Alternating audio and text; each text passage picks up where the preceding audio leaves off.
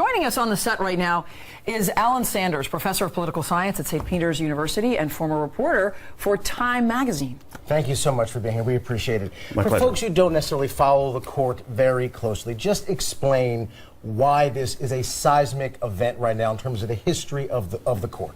Well, it's seismic because Justice Scalia was not only a conservative, but he was the leading conservative. He was the conservative that set the tone for the Supreme Court, and many of the most important decisions were 5-4, and Justice Scalia either wrote the opinion or was the deciding fifth vote. So this is a pivotal moment because the loss of that voice on the court means that the court will be different. Even if a conservative justice is picked, it won't be the same kind of conservative as Justice Scalia was. And so it's important for that reason. One of the things in the air being put back and forth is, may the president now create a nominee or nominate someone? Doesn't the Constitution say that the president of the United States shall appoint these people? If we go to the letter of the law, which I believe this justice did. That's right. The president is charged with nominating a Supreme Court justice, and of course the president is on the job 24/7. So President Obama is fully within his rights to name a justice, and the Senate, of course, will be fully within its right to assess that justice nominee and to accept or reject that nominee. And of course, all this happening in the backdrop of a very strange election and a hyper-political environment in D.C. What are the chances, do you really realistically think, that President Obama has a chance of getting any nominee through that Senate?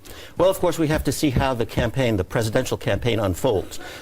President Obama, of course, wants to pick a Supreme Court justice, wants to put somebody there and have his legacy continued. He has appointed Justice Sotomayor and Justice Kagan. The Republicans, of course, presidential candidates, want to be the president that will appoint a Supreme Court justice. So each one is in a very tight political situation.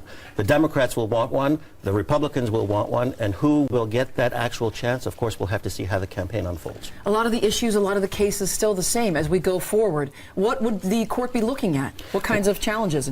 Well, of course, there are lots of challenges and lots of very controversial cases, including cases that are on the docket for this term. You've got affirmative action, you've got voting rights, you've got congressional apportionment, you've got unionization, there's affirmative action, all kinds of very controversial decisions and issues. And of course, they've been decided, many of them by 5-4.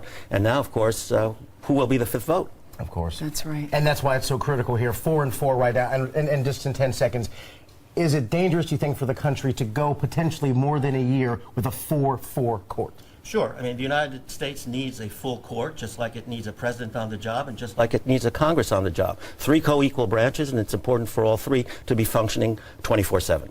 And now an election with all three branches of government on the line. Fascinating. Thank you, Professor. My pleasure. Appreciate Thank you you being for coming here. in.